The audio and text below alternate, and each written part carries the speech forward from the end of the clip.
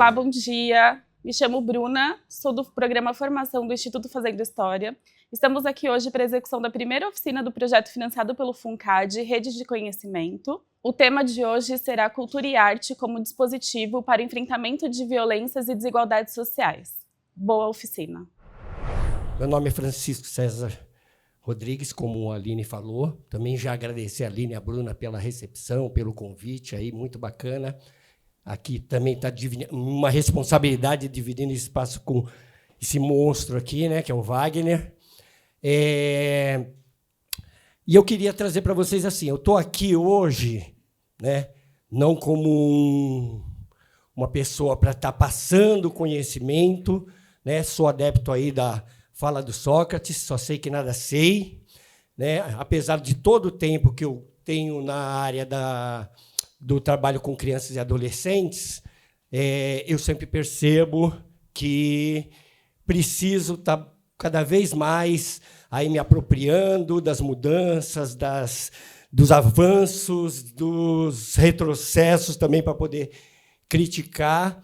E, para mim, então, é muito bom estar aqui com vocês. Nós vamos estar trocando experiências. Eu vou falar um pouco da minha experiência e quero ouvir muito vocês. Então, a nossa dinâmica vai ser essa, que a gente possa ter uma interação legal, uma interação bonita, e que a gente possa sair daqui com conteúdos, que a gente possa sair daqui para repensar, para refletir sobre o nosso trabalho, né, no dia a dia.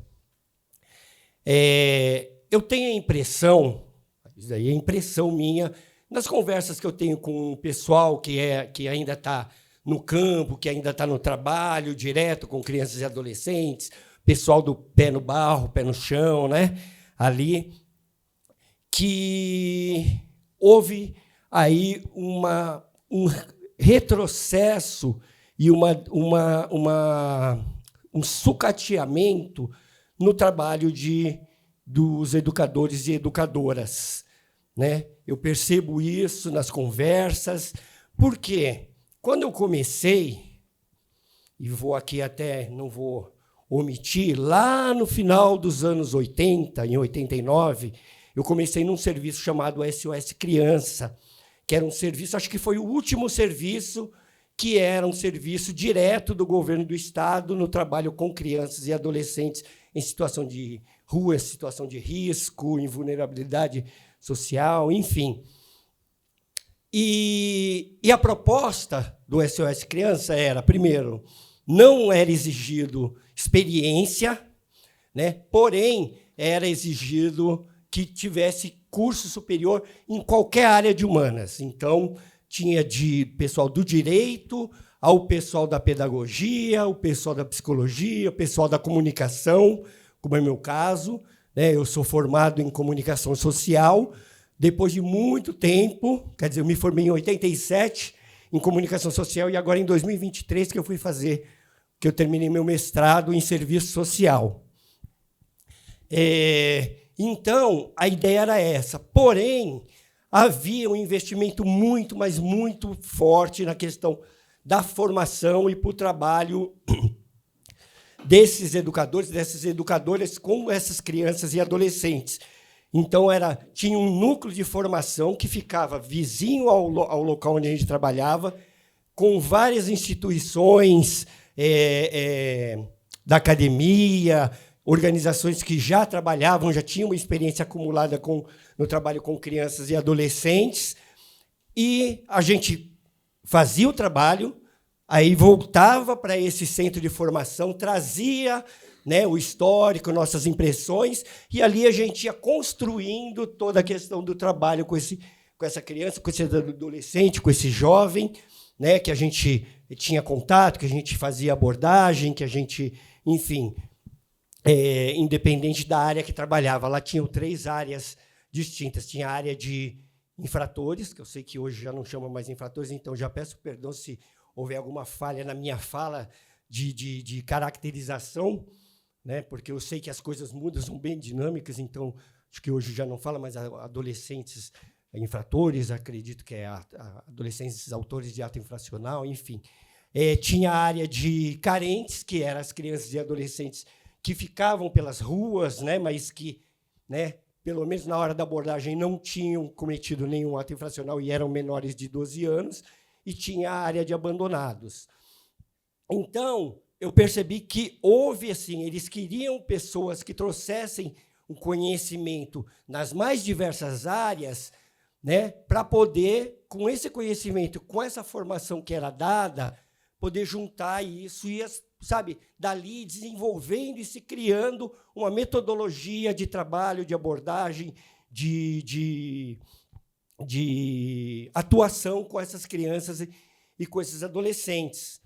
E foi um momento muito rico. Eu fiquei lá por 5 anos, depois o serviço começou a ser desmontado, começou a ser terceirizado, repassado para organizações, mas muitos e muitas de vocês já devem ter visto Circo Escola, Enturmando, Clube da Turma, enfim, eram aí, acho que mais de 20 serviços interligados, todos do governo estadual, e foi montada essa equipe. Tem algumas pessoas que têm uma teoria que esse serviço acabou sendo extinto pela própria questão de uma forma que foi pensado de colocar, de trazer cabeças novas, cabeças que, inclusive, já vinham acompanhando e participando da defesa e da promulgação do ECA, né, vinha já com esse olhar e com essa cabeça dos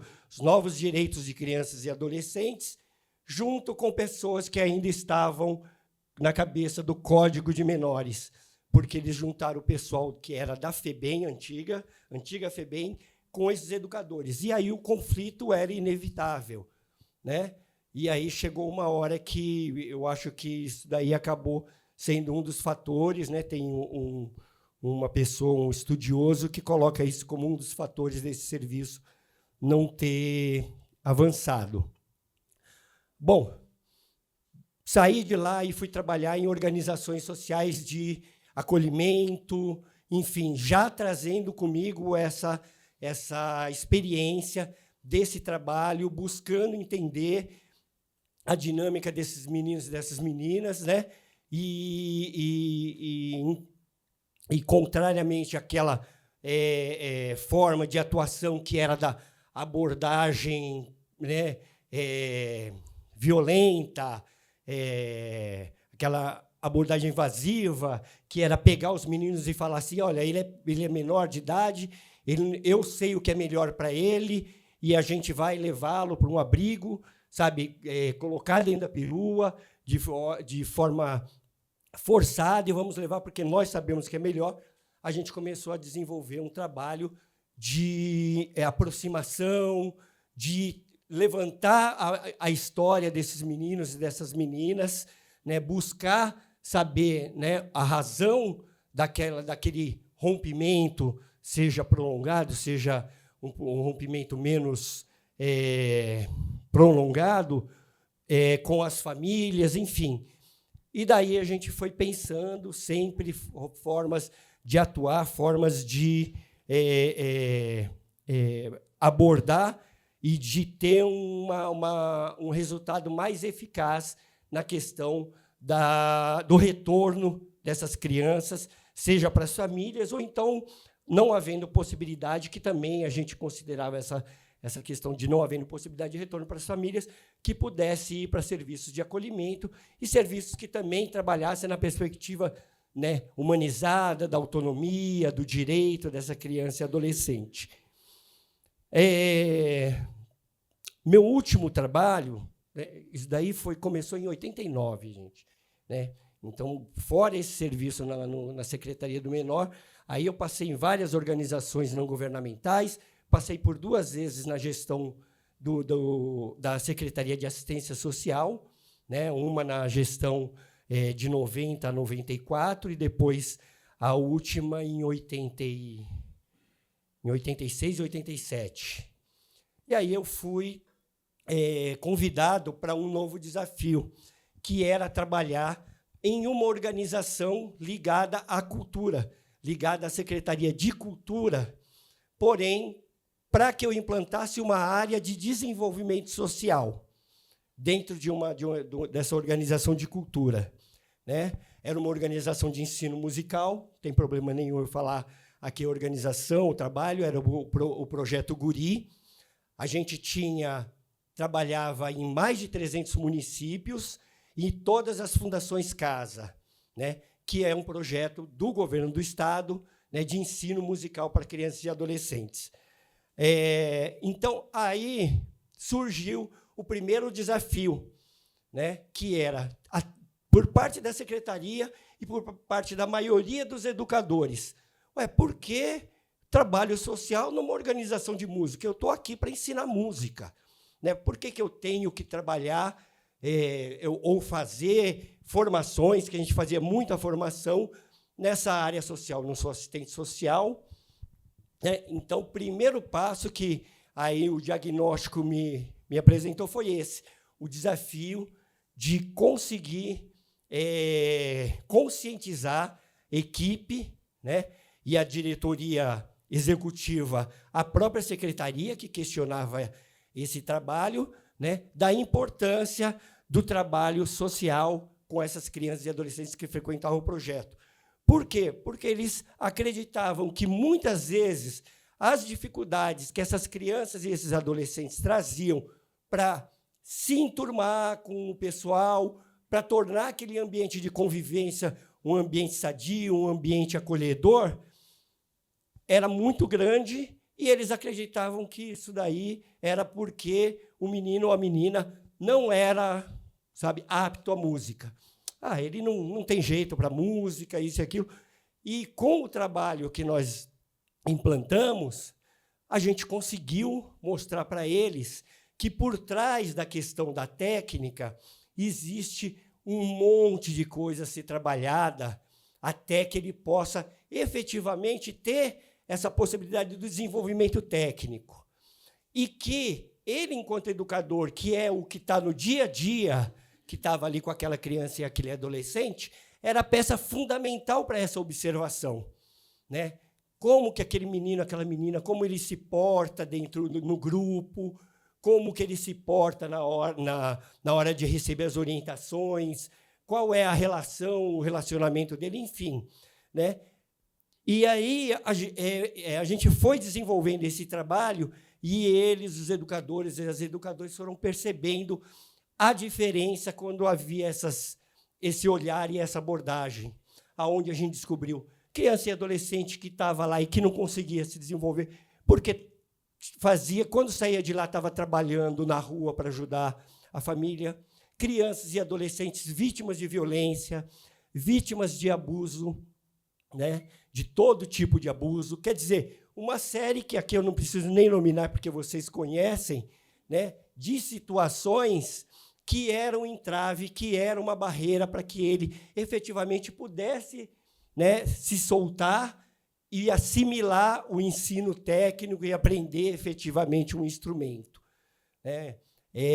Então, foi muito legal, e foi minha primeira experiência, né, nesse trabalho da arte com esse olhar social e não única e exclusivamente na questão técnica, né? E o resultado foi muito bacana. Eu podia passar aqui horas com vocês falando de cada um que eu presenciei, que eu acompanhei, né, nessa trajetória de 13 anos,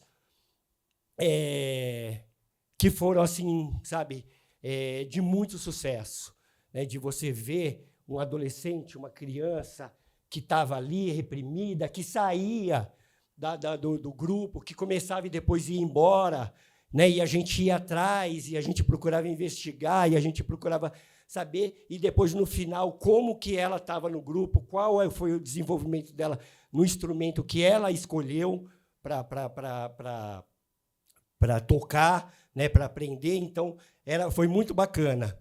A equipe que a gente montou, né, era composta, eram 12 regionais. Então, esses 300 municípios eram divididos em 12 regionais no estado inteiro. E, em cada regional dessa, a gente tinha uma dupla, que era formada por um assistente social, uma assistente social, um psicólogo ou psicóloga. Era essa dupla que trabalhava. Ela era aquela que era chamada quando esse educador e essa educadora trazia suspeita de alguma situação, e ia fazer todo esse trabalho de investigação. Porém, a nossa opção não foi que essa dupla lidasse com o caso diretamente. Por quê? Porque a gente sempre trabalhou na perspectiva da rede, da questão da autonomia, da família entender que os serviços que estão no município é um direito dela, né? Então, nosso trabalho era fazer esse pré-diagnóstico e procurar os serviços municipais, né, para aquele atendimento, seja da saúde, seja da assistência, seja da educação, enfim, e acionar essa rede e a gente ir acompanhando. A proposta sempre foi essa, trabalhar com essa rede do município, para fortalecê-la, para que ela efetivamente possa ser colocada a serviço do cidadão, da cidadã, e que eles entendam que aquilo é um direito deles, eles não precisam de intermediários, de pessoas para estarem fazendo isso. Foi um trabalho aí de 13 anos que eu fiquei à frente disso, né, dessa ação, dessa responsabilidade. Eu entendo que foi muito exitoso, foi muito bacana, foi um trabalho referência. Só que aí, já no 3/4 desses 13 anos, eu conheci um outro lado, né, da arte, porque aí já era um serviço artístico, né, cultural, que eu entrei com o trabalho social. Aí eu conheci a arte que a partir do momento que conheci aquela arte, eu entendi que ela podia ser uma ferramenta muito legal, muito eficaz para o trabalho social. Estava eu um dia, lá no final do expediente, né, dando uma bisoiada no Facebook, quando eu vi um vídeo de uma menina, devia ter aí 17, 18 anos, recitando uma poesia, que naquele momento eu não sabia se era poesia, o que era, mas era uma pedrada. Aquela poesia, porque o tema dela foi sobre o movimento de 2013, né, que foi aquele movimento da ocupação das escolas, mas era uma coisa assim, sabe, que quando eu saí, eu vi aquele vídeo umas 3, 4 vezes direto. E eu saí de lá com aquilo na cabeça e querendo saber o que era aquilo, e eu não sabia de onde vinha, quem era, porque só tinha o vídeo e mais nada. Mas, como todo educador e educadora, né, eu fui atrás, eu fiquei inquieto e falei, preciso saber o que é isso. Aí fui pesquisar e descobri que aquilo fazia parte de um grupo que se juntava e ocupava lugares públicos, nas praças, nas ruas, para recitar poesia. Poesias autorais, poesias que traziam muito da sua realidade, muito do que passavam, muito do que enfrentavam. Era uma forma de expressão, né, de tudo aquilo que estava engasgado, que estava preso na garganta, e até então não tinha esse espaço, né, ou não tinha encontrado esse espaço para extravasar. E aí eu fui conhecer e soube que aquilo chamava-se slam, né, que nada mais é do que uma batalha de poesias, né, então deu o nome de slam, que é uma onomatopeia, né, tem lá o slam de tênis, slam de basquete, então slam, que é uma batalha de poesias. E aquele local que ela estava recitando era no slam da Guilhermina, que fica numa praça que foi ocupada por esse coletivo, mas antes era ocupada pelo tráfico, bem ali na passarela do metrô Guilhermina Esperança. A praça estava abandonada, eles foram lá com um lampião, com um banner, colocaram e falaram, aqui vai ser o slam. Foi o primeiro slam a ocupar um espaço público assim de rua, porque até então só tinha o Slam Zap, que é da Roberta Estrela Dalva, do Núcleo Bartolomeu de Conhecimentos, mas eles faziam dentro de um teatro aqui na Pompeia. E aí a ideia do Emerson Alcalde, que foi um dos precursores desse slam, foi assim, não, a gente tem que ocupar as ruas, porque, além de ser um lugar legítimo, né, e aonde a gente se sente mesmo pertencente a ele, o nosso objetivo é que as pessoas que estão passando, circulando, possam conhecer, possam se identificar, e isso eu vi presencialmente, né? As pessoas realmente vêm ali do trabalho, atravessando a passarela, com a sua bolsinha, e ouve ali, ela para por 5 minutos, por 3 minutos, ouve uma poesia e vai embora, mas eu tenho certeza que aquela poesia mexeu com essa pessoa, fez ela pensar, ela refletir, né? Ela pode nunca mais voltar, ela pode passar lá esporadicamente, mas eu tenho certeza que aquele momento foi um momento divisor para essa pessoa. Então, a partir daí, vários outros começaram a pipocar em São Paulo, no Brasil, no mundo. Quer dizer, no mundo já existia, mas aqui no Brasil, né, porque o Slam nasceu em 80, mas foi em 2008 que ele chegou aqui no Brasil, trazido pela poeta e atriz Roberta Estrela Dalva. E hoje, no Brasil, aí, não se tem um número preciso, porque é isso, basta você chegar e falar assim, olha, andei e falei assim, vou criar um slam aqui, pronto. Ele põe na rede e fala, gente, a partir de dia tal, na rua, na praça, aonde for, vai começar o slam. E a galera vai lá, cola no local, e ali começa a fazer poesia, seja com som, com todo um aparato, seja só na voz, porque o slam é isso.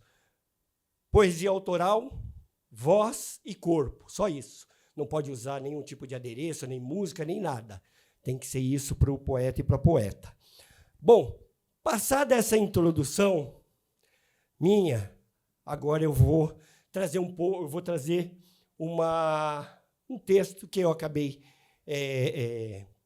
construindo, fazendo esse paralelo entre a arte e o trabalho social, né?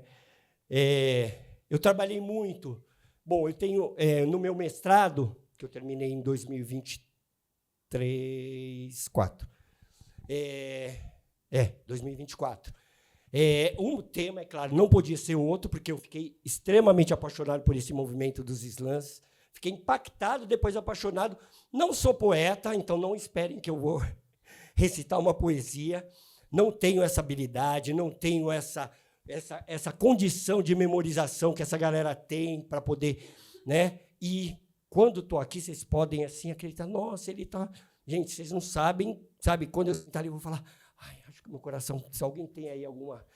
Meu coração está batendo aqui. Então, legal. Então, não sou poeta, mas o que, como eu disse agora há pouco, como educador, e aí, independente dos papéis que eu tive nessa minha trajetória, seja como gestor na assistência social, seja como assistente técnico, seja como superintendente no Projeto Guri, para mim, sempre quando perguntam qual é a sua formação, sua profissão, eu falo, eu sou educador social, né? De estar nesses cargos foi uma questão temporária, foi uma questão ali, né, de momento, mas eu sou um educador social, e esse sempre é meu olhar. Então, quando eu conheci o slam, primeira coisa que eu vi, o quanto a gente, nessa trajetória, e mesmo recebendo todo esse trabalho de formação, de acadêmicos, de especialistas, a gente ainda tinha muito aquela perspectiva de que nós sabíamos o que era bom para a criança, para o adolescente, para o jovem, a gente que levava para eles, né? E ali eu vi o quanto e qual o potencial dessa galera, e que a gente, na realidade, não tem que levar nada para eles, a gente só tem que potencializar, ajudar a essas linguagens a ganhar corpo, ganhar, né, volume, ganhar vida, fazer o que for possível para que isso daí chegue cada vez mais em outros jovens, outras jovens possam conhecer esse trabalho. Então, foi isso que eu me propus a fazer quando eu conheci os slams. Me aposentei em 2024, né? E aí, hoje, esse é o meu trabalho. Digo assim que 95% voluntário, porque para mim é mais do que uma questão de ganho, de sobrevivência, é uma questão de acreditar, de ideal mesmo, de acreditar que esse trabalho, que essa atividade, ela pode fazer a diferença e vai fazer a diferença de muitos jovens e de muitas jovens, né? Então, eu peguei, né, esse livro aqui, Se alguém puder registrar, porque depois eu vou passar para a professora Abigail falar, eu fiz um merchan do seu livro, hein? Professora Abigail Torres, acredito que aqui vocês devem conhecer, né? Ela escreveu esse livro, Convívio, Convivência e Proteção Social, entre relações, reconhecimentos e política pública. A convivência, segundo a professora Abigail, é mais do que simples estar junto. Ela é um campo de construção de vínculos, reconhecimento e reciprocidade, condição essencial para o exercício da proteção social. É na convivência que se tornam possíveis o cuidado, a solidariedade e o fortalecimento do tecido social. O convívio social implica reconhecer a pessoa na sua integralidade. Isso é fundamental, né? A gente usava muito a questão, quando trabalha várias organizações com a mesma população, um atendimento integral e integrado, ou seja, várias organizações, mas com esse olhar na integralidade do sujeito. Corpo, emoção, né? Então, aqui, essa questão da integralidade, o que seria? O corpo, emoção, memória e história. No campo da assistência social, a convivência é um dos eixos estruturantes das ações com crianças, adolescentes e jovens. A questão da convivência ela perpassa por todas as políticas, né? Na educação tem a convivência, na saúde tem a convivência, na cultura tem a convivência, mas na assistência social ela é um eixo estruturante da política de assistência social, né? Ela permite que o sujeito se reconheça como parte de uma comunidade e, ao mesmo tempo, seja reconhecido em sua singularidade. Quando aproximamos essa perspectiva do campo da cultura e da arte, percebemos que os espaços culturais das periferias cumprem uma função semelhante à da proteção social. Eles produzem pertencimento, abrem caminhos para o diálogo e promovem laços afetivos e comunitários. A cultura, quando vivida coletivamente, é também uma forma de proteção e cuidado. Pode passar para o segundo, faz favor, Bruna, por favor. Gente, me avisa aí meu tempo, vocês vão. Tá? A cultura periférica nasce da falta, mas produz abundância simbólica. Ela se constitui como resposta histórica à exclusão, transformando carência em criação e ausência em potência. Nos bairros periféricos, também se eu fosse tecnológico, eu estava com tablet aqui, coisa desse tipo, que não estaria aqui, né? Vocês veem. Ela nasce nos bairros periféricos, onde o Estado muitas vezes se ausenta.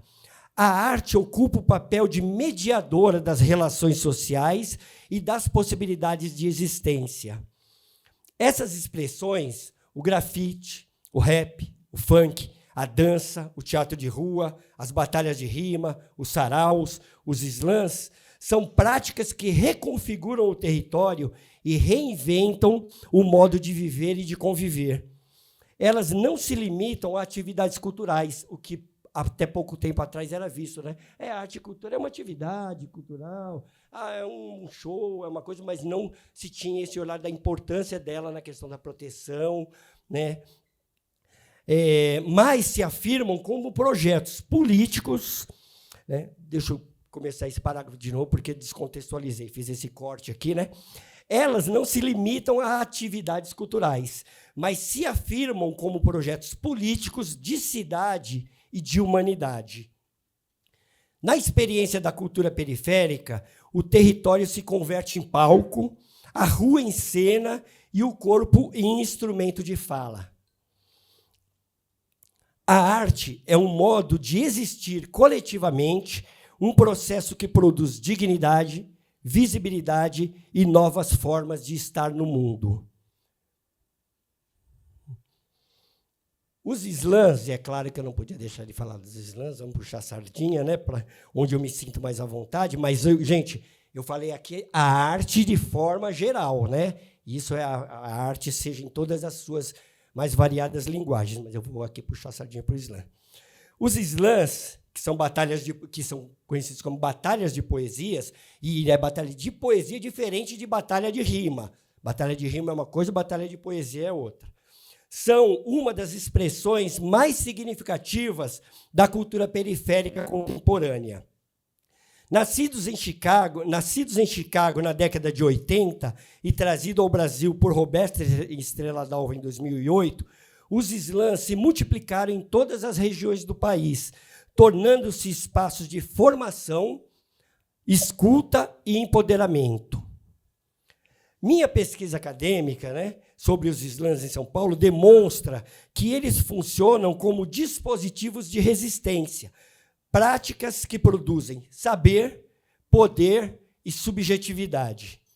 Nos slams, a palavra é ferramenta de enfrentamento simbólico contra o racismo, o machismo, a homofobia, a transfobia, a desigualdade social e a violência do Estado.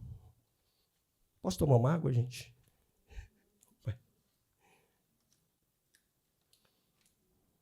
Opa. Ô, Wagner, obrigado, hein?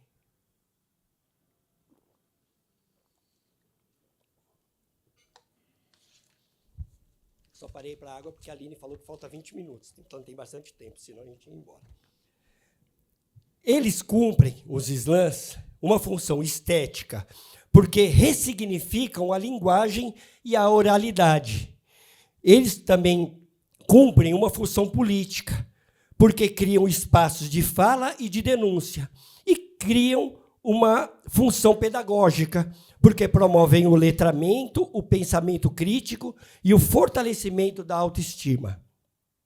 Cada poeta, ao subir do palco, reivindica o direito de narrar sua própria história, direito este que foi historicamente negado às populações periféricas e à população negra. O slam transforma o não lugar da periferia em um lugar de potência. É uma pedagogia da palavra e da escuta, uma pedagogia da convivência e do coletivo.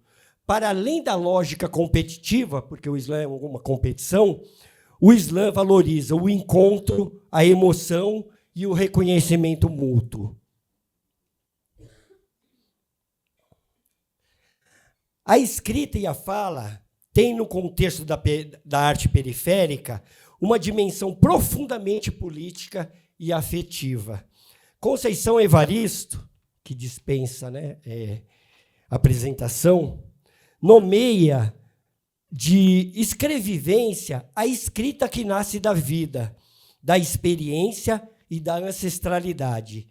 Escrever ou falar é um ato de existência e de resistência, ou seja, um ato de reexistência.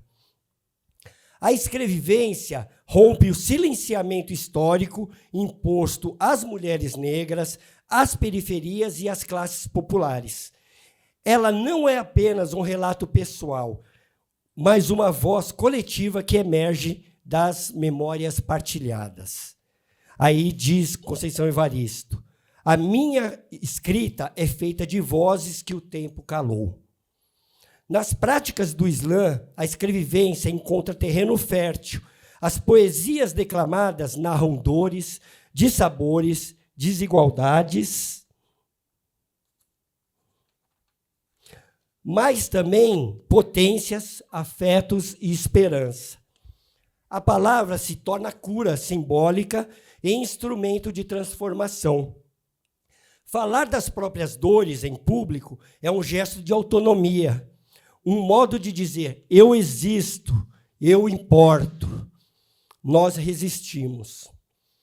Essa prática se conecta ao trabalho social quando reconhecemos que permitir a fala e a expressão das pessoas, especialmente das juventudes, é uma forma de fortalecer vínculos e promover saúde emocional e social.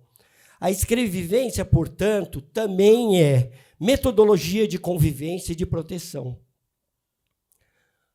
Por favor. Pode.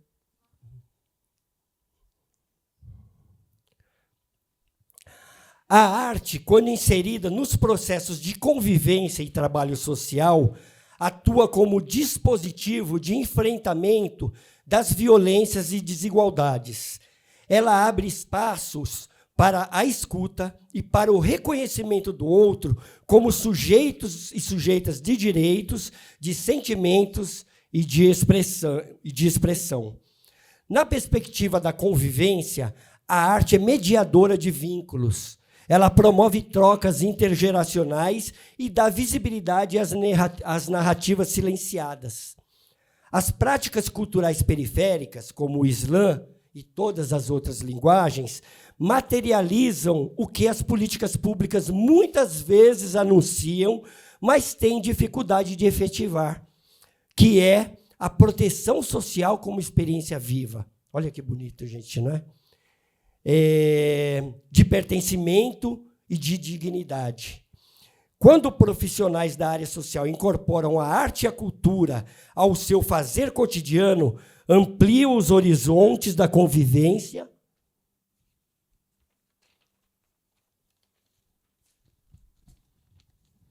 e transformam os espaços institucionais em territórios de vida e não apenas de atendimento.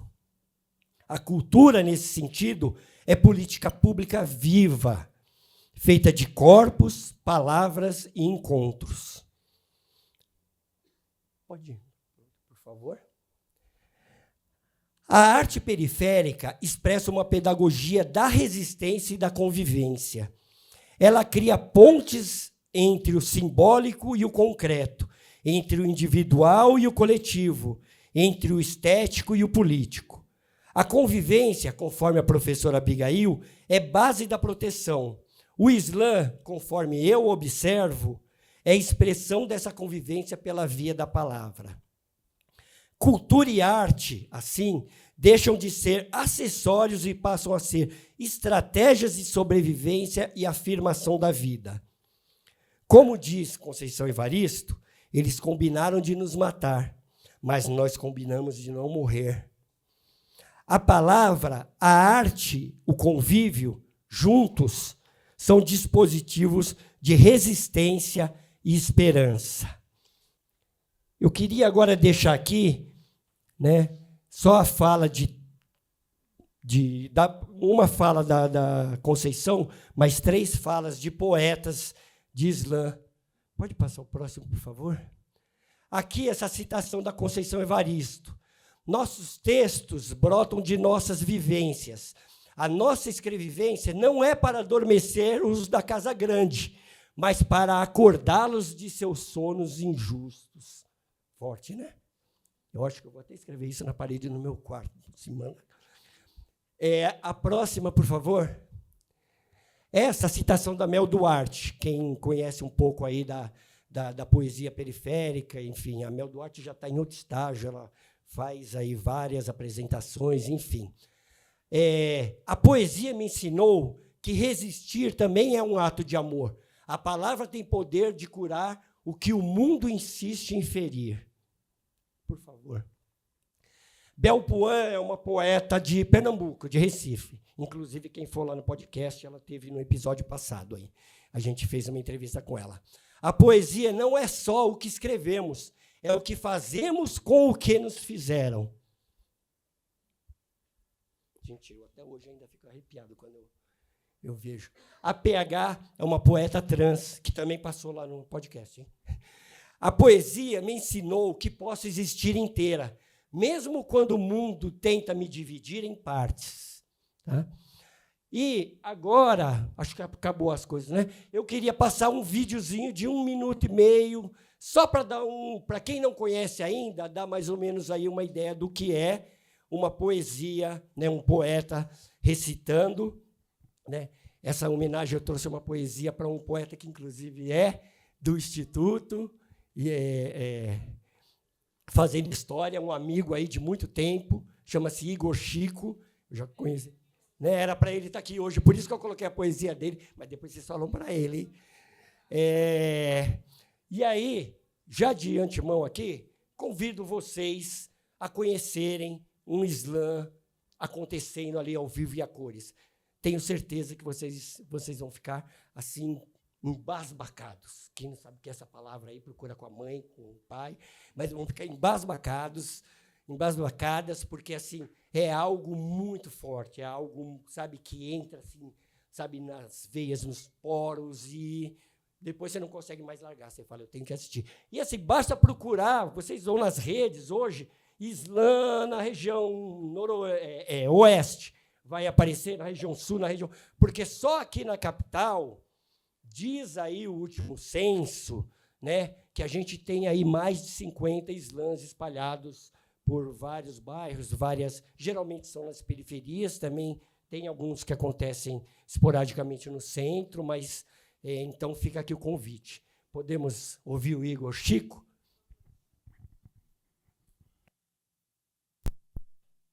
Dedicado a todos os filhos das mães de maio. Esses meninos guardam a rua, que nem Exu. Olham desconfiados, tipo Omolu. Guardam uns aos outros, feito Ubuntu.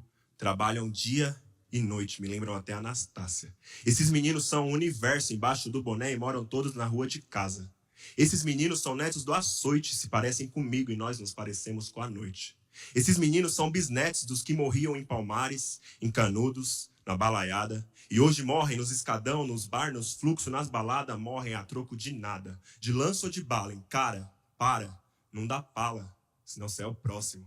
Esses meninos são resenha, baile, bola, mina, PCC. Esses meninos são função, LA, fundação, CDP. Esses meninos, como aqueles meninos da luz, também passam lisos pelos becos e vielas na escuridão. Esses meninos portam AK-47, enfrentam PM e exército, mas morrem de medo do bicho papão. E eu não sei o que nos une, além da pele preta, da dor latente, da mãe que depende da gente, do pai alcoólatra, da tia presa, da maconha acesa, do pé sujo de barro, do Bolsa Família, da escola pública, do tataravô escravo. Eu não sei o que nos une além dessas correntes, e além dessa vontade de ser visto como gente. Eu não sei o que nos une além de viver sem cais, ou dessa macheza forjada nas ruas sob a luz da lua e forçada na casa mofada pelos gritos do pai. Esses meninos, como eu, não têm paz. Esses meninos vivem com medo de ser mais um corpo no esgoto. Esses meninos riem muito, mas tatuam lágrimas no rosto. Esses meninos não cabem nos palcos, nas escolas, nas ONG, nos partidos, no camburão, nas prisões. Esses meninos vivem sonhando em ser estrela, mas já nasceram constelações. Deve ser por isso que nasce e morre, pelo menos um, toda noite. E nem quem vive olhando para o céu sente falta. Gente, muito obrigado. Obrigado pela atenção. Espero que tenha aí trazido uma contribuição, mas assim, fico mais ansioso depois no nosso bate-papo. Tá bom? Wagner? Tudo bem? Vocês? Da hora. Eu sou Wagner, como falaram já, né? E aí, assim, fazer uma conversa aqui rapidinho. Primeiro, as amizades do Fazendo História. Obrigado aí pelo convite. Como vocês disseram, agora eu posso pedir gol no Fantástico. É música? Eu prefiro gol no Fantástico. Obrigado por convite novamente aí, vim aqui, certo? Então, conversar um pouquinho e pensar a partir de umas experiências que a gente vem desenvolvendo ao longo dos anos, não há tanto tempo quanto o Chico, porque quando o Chico estava trabalhando já, eu era um moleque que estava dando trabalho para o Chico.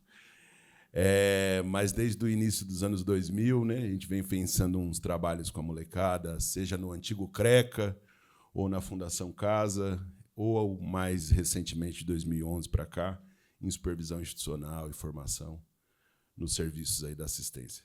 E aí, pensando nessas experiências, compartilhar um pouquinho, uns pressupostos que a gente tinha, né? Então, no CRECA, todo mundo aqui já ouviu falar que era o CRECA, o antigo... Todo mundo, né? Tá ligado o que era. O antigo serviço de acolhimento para criança e adolescente, que o bicho pegava.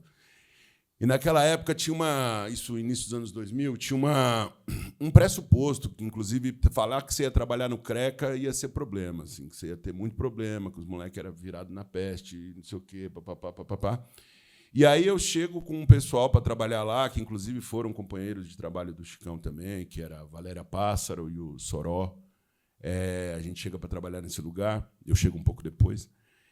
Partindo de um outro pressuposto, que aqueles meninos e meninas que estavam lá, se eles tinham disposição para fazer tanta coisa complicada, vários meninos ali já estavam com algum envolvimento com tráfico de drogas, numa vivência de rua. A gente falou assim, o pressuposto nosso era, então, que esses meninos e essas meninas são potentes pra caramba, né? Porque se eles fazem isso, eles podem fazer quase qualquer coisa. Então, uma virada de chave na nossa cabeça de não era de olhar para essa molecada como só produtores de problemas, né? Mas produtores de soluções também. Então, isso, de cara, mudava um pouco a nossa relação com essa molecada. Eu lembro quando a gente chegou no CRECA, os moleques estavam tudo em cima do telhado, com cobertor e faca. Eu falei, cara, o que faz? Aí a Valéria falou, bem, vamos fazer um café e vamos fumar um cigarro, uma hora eles descem. E aí, de fato, eles foram descendo, né? E foram descendo, e a gente, e aí, meu, o que nós vamos fazer? E os moleques, o que vocês vão fazer? A gente falou, nós nada, nós temos que ver o que vocês vão fazer. E esse pressuposto, a gente estava percebendo que, de alguma maneira, devolve dignidade, né? Porque eles não são só objeto da nossa ação, eles são produtores da própria ação, né? Então, se aquela casa era a casa que eles conviviam e passavam mais tempo lá, a gente tinha que considerar eles como alguém que pudesse dar sugestões de soluções para aquilo que acontecia lá dentro. Isso foi muito interessante em mudanças muito simples, às vezes, né? Lembro quando a gente chegou no CRECA, tinha aquele esquema bem parecido com a FEBEM, você tinha que passar com a bandejona e a molecada ia só pegando a comida, assim, a gente ia jogando a comida. A gente falou, não, põe lá que eles se servem, né? Deixa que eles se servem. Não precisa fazer isso. Põe a comida na mesa que a molecada se serve. Mas se colocar assim, eles vão, não sei o quê. Fala, a gente vai aprender junto, né? E se tem uma coisa que essa molecada já tem entre eles, é solidariedade. Eles passaram fome junto, eles vão manter a solidariedade aqui. E, de fato, e aí tinha que organizar. Mas, trabalhar dá trabalho, né? Então, a gente tinha que organizar, fazer uma mediação, mas a molecada, de cara, já começou a mostrar que eles eram produtores de solução. Então, uma das coisas que a gente encontra naquele momento, pensando no tema da nossa conversa, aí, né, desigualdades sociais, arte, cultura e tal, a gente falava assim, uma coisa que é muito presente nos CRECAs naquele momento era a violência de facada e um monte de coisa. A gente falava, tá, beleza, desse jeito não vai dar. Mas como é que faz para mediar conflito aqui, então? Então, tinha uma das coisas que a gente falava, assim, pensando em cultura, né? Então, se cultura é todos os nossos jeitos de estar no mundo, de jeito de falar, jeito de comer, jeito de se vestir, jeito de não sei o quê, a gente precisava entender um pouco que cultura era aquela. Que a gente estava lá, alguns de nós, uma cultura muito próxima, porque nós somos muito parecidos, inclusive com a molecada que está lá. Dependendo do vento que bater, a gente está do outro lado da mesa. Então, a gente fala assim, essa cultura a gente reconhece. Então, fala assim, não dá para mediar conflito aqui com facada, mano. Nem com tiro, nem com nada desse tipo. Agora, dá para falar alto, dá para xingar, dá para berrar. Não pode ninguém encostar a mão em ninguém, mas pode brigar? Pode, faz parte. E isso aí a gente fala, isso é na nossa casa também. A gente faz assim, mediação de conflito. No limite, ninguém dá facada em ninguém. Às vezes acontece, mas você fala, a gente briga, a gente xinga, e isso tem que ser permitido, porque uma das coisas que a gente falava, um pressuposto também, falar assim, esses meninos estão com muita raiva. E eles têm muito motivo para estar com raiva. Eles têm todas as razões do mundo para estar com raiva. E aí a gente falava, essa raiva tem que sair. Se não for na facada, vai ser de outro jeito. E aí era um barato, porque a gente ia para os grupos, aí vamos chamando, né? Roda de conversa, assembleia, grupo de não sei o quê, vai dando os nomes que der. Mas quem chegasse naquele momento e não soubesse o que está acontecendo, pensava que o pau estava atorando, porque era xingando e gritando, bababá, mas ninguém mais encostando a mão em ninguém. Porque tinha um pacto. Aqui ninguém mais encosta a mão em ninguém. Até porque a gente falava assim, bem, vocês são contrários à opressão que vocês dizem, que sofrem. Então, aqui dentro, a gente não vai poder fazer do mesmo jeito. Ninguém encosta a mão em ninguém. E tem uma coisa também que era um pressuposto, a gente falar, esses meninos e essas meninas têm ética. Eles têm ética. Porque se eles sobrevivem na rua é porque eles reconhecem ética. Eles reconhecem regra, eles reconhecem lei, eles reconhecem convivência, porque para viver na rua, se você não reconhecer nada disso, você morre. Então, a gente falava assim, essa molecada sabe um monte de coisa. E esse era um outro pressuposto. Nós, enquanto educadores do CRECA daquela época, né, pelo menos, era a partir de um pressuposto que a gente não estava lá também só para ensinar coisa para aquela molecada. A gente estava lá para aprender um montão de coisa. Porque, inclusive, a maioria de nós que trabalhava lá nunca tinha morado na rua.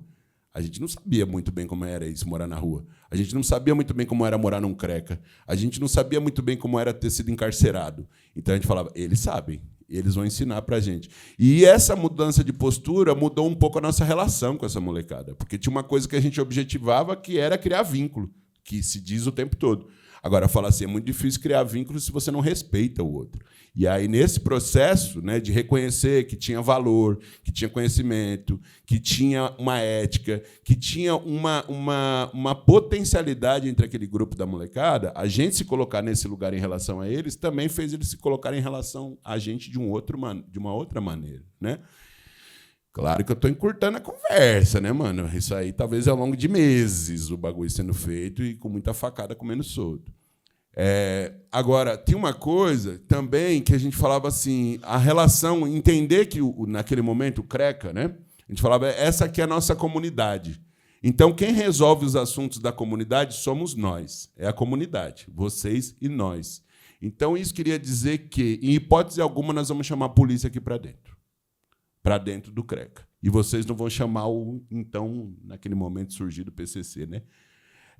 O PCC não entra e a polícia não entra. Fala, e quem resolve os BO? É nós. É nós. Vamos resolver aqui. Agora, com algumas regras. Ninguém dá facada em ninguém, ninguém dá tiro em ninguém, ninguém dá porrada em ninguém, e vamos que vamos. Agora, tem uma coisa que a gente fala assim, tá bom, mas como é que faz isso, né, cara? Faz igual a gente sempre fez. Eu moro na... quer dizer, agora eu não moro mais. Mas eu nasci na Brasilândia. Como é que a gente resolvia os conflitos na Brasilândia? Desse jeito, conversando, discutindo, e, eventualmente, alguém dava uma facada em alguém. Mas, no resto, não era o Estado que faz a mediação de conflito. Pelo contrário, né? Como a gente acabou de ver mais uma vez no Rio de Janeiro, quando o Estado sobe, a coisa fica muito ruim para nós. Agora, e a molecada reconhecia esses signos, eles sabiam desses códigos. Então, era muito louco. E aí a gente fala assim, não era conflito de quem vai tomar banho primeiro. Eu lembro da gente achar uma pistola dentro da casa e a gente falar, o que a gente faz com isso, mano?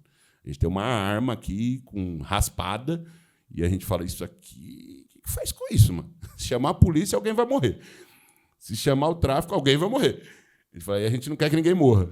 Então, eu falo assim, vamos dar uma outra solução. No final das contas, a gente jogou num bueiro e deu tudo certo. Ninguém morreu. Agora, tinha, então, esse pressuposto, né, que a molecada sabia coisas, sabia muitas coisas. Eles tinham uma vivência que era interessantíssima. Agora, precisava, talvez, começar a fazer boas perguntas para essa molecada. A gente, enquanto educadores, sair do lugar de ter que ficar dando resposta o tempo todo. Nenhuma novidade no que a gente estava fazendo. Paulo Freire já falava isso bastante tempo antes de nós. Não tinha nenhuma novidade. Agora, tinha uma coisa que, então, era a gente sair de um certo pedestal, os profissionais, né, que todo mundo se considerava enquanto educadores, né, todo mundo, quem trabalhava na cozinha, coordenação, todo mundo era educador. A gente falava, vamos descer do pedestal. A gente não está aqui só para ficar dando resposta. Talvez a nossa principal tarefa aqui é começar a elaborar melhores perguntas, mano, porque essa molecada tem boas respostas para dar. E aí, beleza, e vamos embora. E encurtando, né, gente? Porque a gente não tem a semana inteira para conversar aqui. Agora, tem uma coisa, quer dizer, até a meia-noite eu estou disponível, se vocês quiserem. Fernanda, brincadeira. Brincadeira, Fê. Senão a Fernanda fala, demorou. Tem um filho para criar, Fê. Tem uma coisa, então, esse pressuposto foi facilitando azeitar um pouco a relação para a gente criar o tal do vínculo com a molecada. Né? E real, tem que ser real a coisa. Não era chamar a molecada para fingir que a palavra deles fazia sentido. Eu lembro da gente, tem um conflito na casa, como é que se resolve? Não é com porrada, não é com facada, é com conversa, vamos para uma assembleia. Quanto tempo uma assembleia dura? Quanto tempo ela precisa durar? Então, a gente já chegou a fazer assembleia de 4 horas, 5 horas, e vamos embora. E uma assembleia que não se resolve por votação, por consenso. Então, você fala assim, porque por votação eles iam ganhar todas, inclusive. Né? Era só, né? Agora a gente fala, não, aí tá, malandro é o gato. Então, a gente fala, é consenso. E aí isso era muito bom, porque aí, nos processos de assembleia a gente vai questionando a molecada e eles trazendo questões, mano, trazendo questões. Até o momento que eles se ligam que os nossos argumentos estavam melhor que o deles, eles começam a fazer a assembleia deles antes da nossa para vir para nós. A gente falou, eles já entenderam. Eles falaram, ó, vamos o quê? Porque os tios lá estão ligeiros, então vamos fazer a nossa assembleia, a gente leva a pauta. Eu falei, isso mesmo, isso é organização. Isso é botar fé na molecada. Que é, insisto, né? Se eles sabem se virar na rua, eles sabem tocar uma casa. Se eles sabem trabalhar numa biqueira, vendendo sei lá o quê, pô, fazendo 1000 mediações de conflito, porque trabalhar numa biqueira você tem que fazer mediação pra caramba.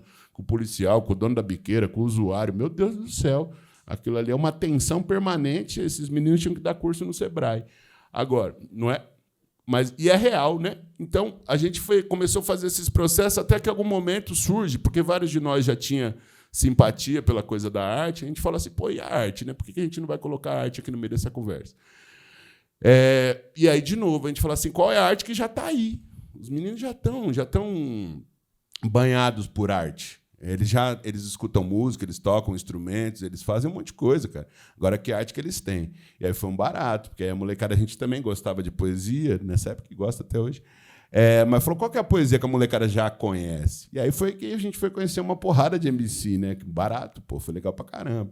Conheceu um monte de MC que a gente nem estava ligado. E várias coisas que eram muito legais, que faziam muito sentido, e que era literatura. E era literatura falada. Os MCs estavam lá fazendo literatura falada, coisa que também é coisa nossa.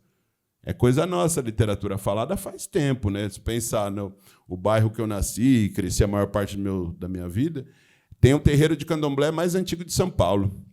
Então, falar assim, lá a poesia já estava sendo cantada há muito tempo, né? O samba estava sendo cantado há muito tempo. A mãe colocando a roupa no varal, cantando para deixar os dias um pouco mais amenos, a poesia já estava lá. E a molecada também já estava. Então foi um barato. Falar assim, então qual que é a poesia? Vocês gostam de poesia? Os moleques falavam, não, eu ia MC Zóio de Gato. Ele falou, pô, isso aí é funk. Eu falei, é poesia. E aí vamos embora, né? Mas a gente objetivava chegar em algum momento no livro também. Não uma coisa sendo melhor que outra, mas falar, pô, vamos embora, né? Vamos também ampliar as possibilidades de repertório. Mas aí o livro também não como um negócio sagrado que tem que ficar lá. É o livro que está no meio da bagunça, mano.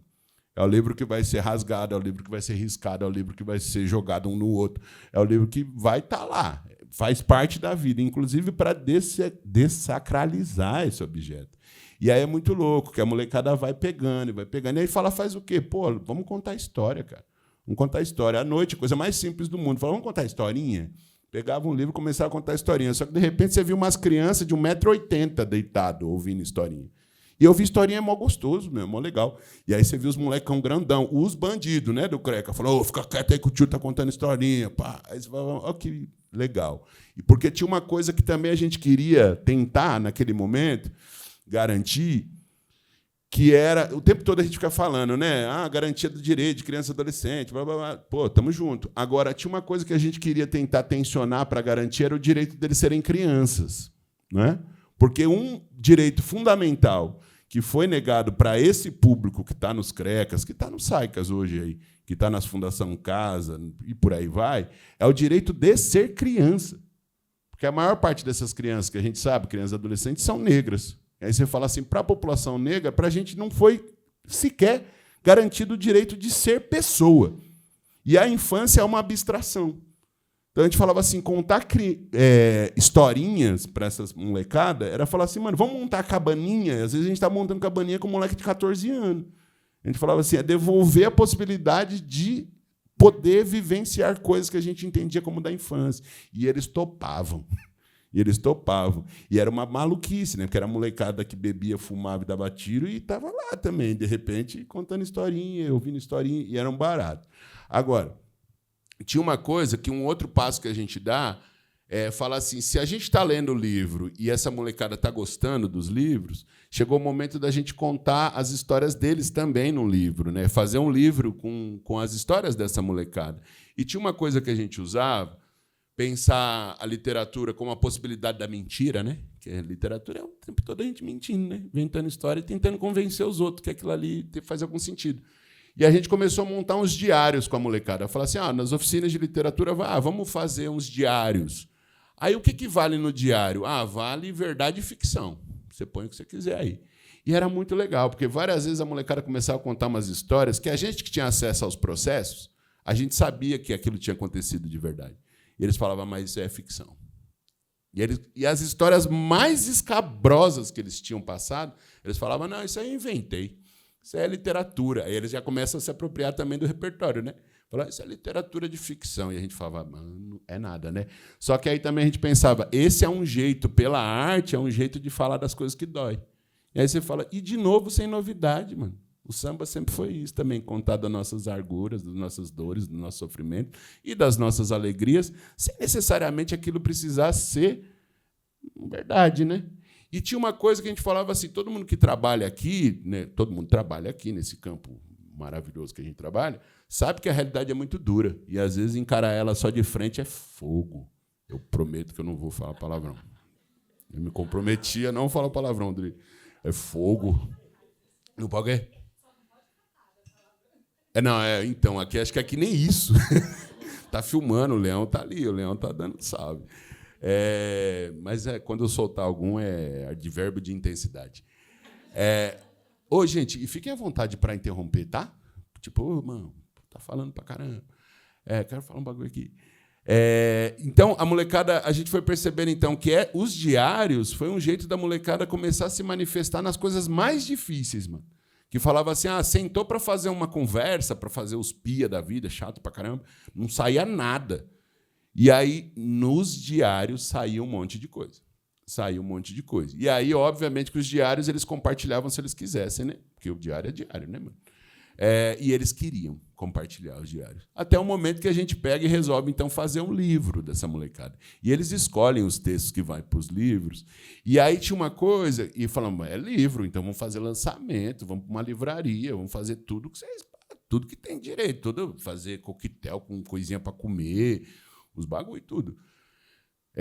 E aí, porque tinha uma coisa também que falava assim, vamos para a livraria, vamos, e trouxemos, na época era na Zona Norte de São Paulo, falou, vamos uma livraria do centro, não é o centro, não é onde o bicho pega, vamos para o centro. Só que agora vocês vão para o centro, e boa parte dessa molecada já conhecia o centro. Não desse lugar. Não como escritores. E aí era muito bonitinho de ver, né? Porque eles chegavam lá assim, tipo, mano, para cima mesmo, falaram, sou escritor, o livro aí é meu.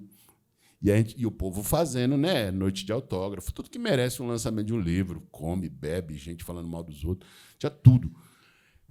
E eles falaram, a gente pode fazer isso? Pois é, amigo, escritor é isso aí. Pobre, ferrado, e tem um dia de glória, que é legal pra caramba. E a gente foi percebendo que a possibilidade da arte mexia na autoestima, né, dessa molecada. Só que também tinha uma coisa que a gente foi percebendo a partir da vivência das próprias famílias, né? Como que também a gente olhava para as famílias de onde essa molecada saía. Tem uma historinha que a gente sempre conta, fala assim, a gente fazendo uma visita na casa de uma das mães lá, e a mãe com um certo discurso, que ela não sabia, que ela não sabia, que ela não sabia, que ela não sabia fazer nada, que ela não sei o quê.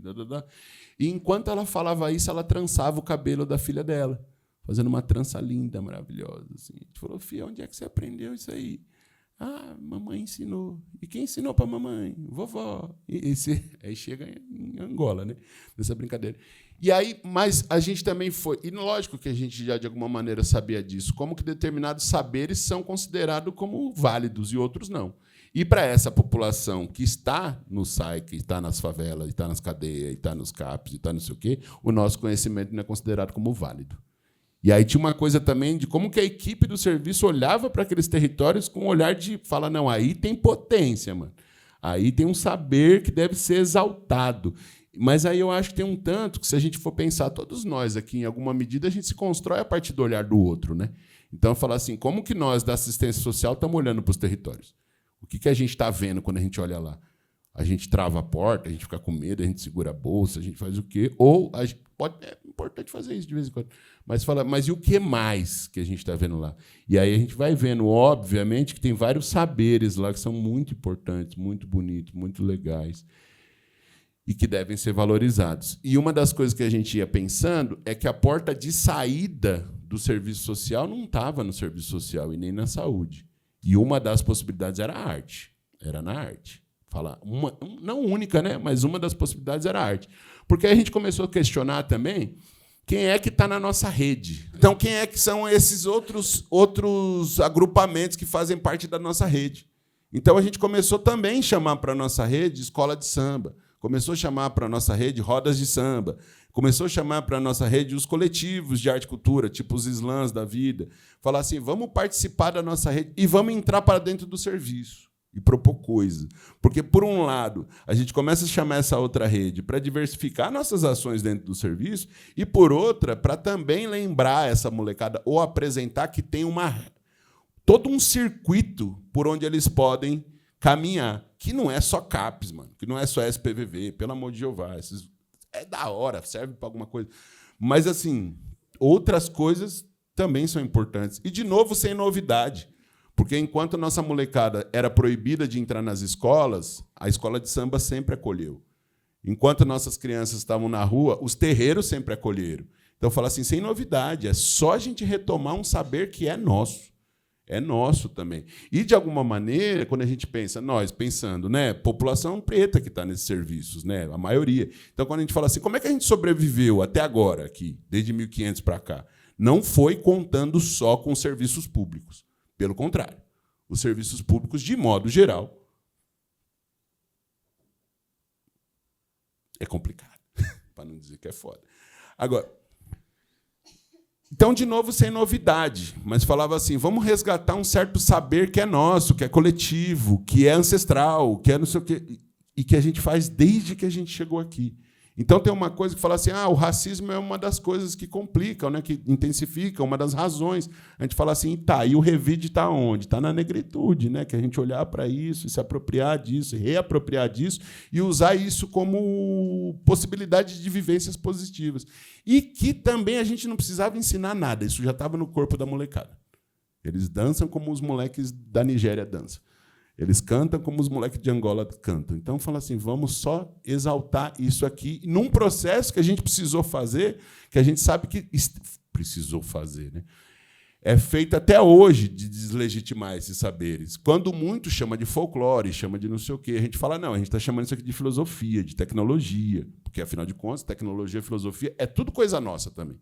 Fizeram a gente acreditar que não era, mas é tudo nosso, a matemática, tudo é nosso.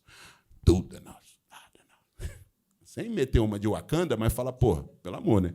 Agora, e aí, na mesma lógica, a gente é convidado para entrar na Fundação Casa, para fazer uns trabalhos na Fundação Casa, na época, para uma organização lá, Ação Educativa, que era trabalhar com arte e cultura dentro da Fundação Casa. Que, para nós, já era um problema a priori, né? Porque falar assim, como é que trabalha com arte e cultura em contexto de privação de liberdade? Pensando que a arte e cultura, na nossa cabeça, tinha a ver com liberdade, né? E aí foi, de novo, maravilhoso, né? Porque, quer dizer, maravilhoso é assim, né, mano? Quando você chega na Fundação Casa a primeira vez, não sei aqui quem já foi, aquilo é horrível. Aquilo é horrível. Aquilo ali tem que acabar. Isso não precisa cortar, não. Aquilo não serve para nada. Não serve para absolutamente nada que seja bom. Aquela instituição precisa acabar. Porque não é possível que a gente aceite que adolescentes de 12 anos sejam encarcerados. E passe, talvez, 3 anos dentro daquilo. Não faz sentido para mim como é que isso pode ser bom. Como é que isso pode contribuir na vida de um adolescente. Mas a gente foi lá, nas contradições da vida, né? E aí foi muito louco, porque lá na Fundação Casa a gente também aprendeu uma coisa de cara, o quanto que a gente era tonto. Eu fui fazer umas oficinas lá, que era negócio de mediação de leitura, escrita, e eu falei, pô, agora eu já aprendi com os moleques do CRECA, vou levar uns textos que eu já estou ligado com os moleques, tá ligado? Então vai ter tudo certo. Cheguei com os textos assim, pesado, falando, né, uns rap pesado, uns funkão pesado, e só coisa braba. Aí os meninos super simpáticos, até que um dia um menino falou assim para mim, professor, legal essas letras aí, bacana, tal, pô, falar da nossa realidade. Mas, professor, a arte serve para outra coisa, né, mano, também. Para a gente dar uma desencanada de cadeia. Você só fala de cadeia com nós, mano. Eu falei, mano, eu sou burro. Porque os moleques falaram assim, isso aí a gente já vive, você não precisa ficar trazendo texto que fale disso o tempo todo. Traga outras coisas. E aí foi muito louco. A gente começou a conversar sobre Manuel Bandeira. E os moleques numa onda. Falando de Manuel Bandeira, Drummond. Eu falei, que da hora, né? Só que também, e o tempo todo fazendo a trança, com os funk, e falou, a gente ficava viajando, né? Falou, o Drummond tem uns funk da hora. E os moleques falavam as ideias do professor. Eu falei, caralho, ele não tinha muito ritmo, mas ele era bom. Até que a gente pega, eu lembro de uma unidade que a gente trabalhava, que tinha muitos meninos da Zona Sul. A maioria do tempo que eu trabalhei foi em unidade masculina, né? Tinha muitos meninos da Zona Sul, Capão Redondo, Jardim Ângela e por aí vai. E tinha um escritor, tem aí até hoje, né? O Ferrez, que é lá do Capão Redondo. E tinha um funk que os moleques gostavam, que quando você olha para a estrutura do texto, tem um negócio que é uma construção de personagem muito bem feita. O funkeiro fez uma construção de personagem que é muito bem feita. E os moleques piravam, quase toda a unidade dos moleques conhecia esse funk. E a gente falou assim, pô, mano, da hora esse funk. Aí começamos a conversar, né, sobre a coisa da construção do personagem, do funk, bababá, essa ideia toda. A gente falou, tem um outro cara que também pira nessa coisa de construção de personagem. É um cara da quebrada de vocês, o Ferrez, pá, não sei o quê, tá. Aí levamos o livro do Ferrez para os moleques ler. Que, na época, ainda é um livro que tem um título que aí chamava atenção, né, que chamava Manual Prático do Ódio. As ideias, as tretas que nós arrumávamos na Fundação Casa, por causa de uns bagulho desses, né?